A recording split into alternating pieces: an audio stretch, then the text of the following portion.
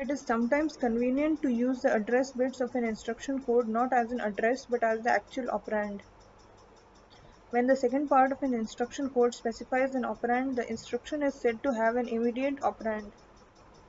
When the second part specifies the address of an operand, the instruction is said to have a direct address. This is in contrast to a third possibility called indirect address, where the bits in the second part of the instruction designate an address of a memory word in which the address of the operand is found.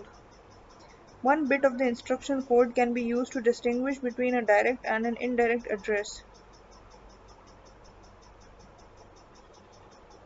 It consists of a 3-bit operation code, a 12-bit address, and an indirect address mode bit designated by I.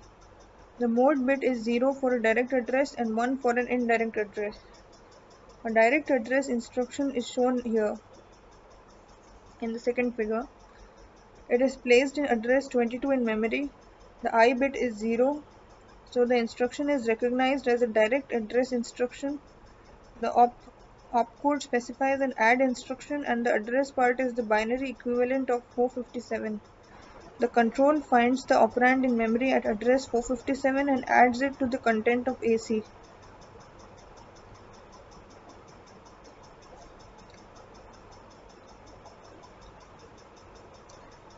The instruction in address 35 is shown in figure C. Has a mode bit I is equals to 1, therefore it is recognized as an indirect address instruction. The address part is the binary equivalent of 300. The control goes to address 300 to find the address of the operand. The address of the operand in this case is 1350. The operand found in address 1350 is then added to the content of AC. The indirect address instruction needs two references to memory to fetch an operand. The first reference is needed to read the address of the operand, second is for the operand itself, and we define the effective address to be the address of the operand in a computation type instruction or the target address in a branch type instruction. Thus, the effective address in the instruction of second figure is 457 and in the instruction of third figure is 1350.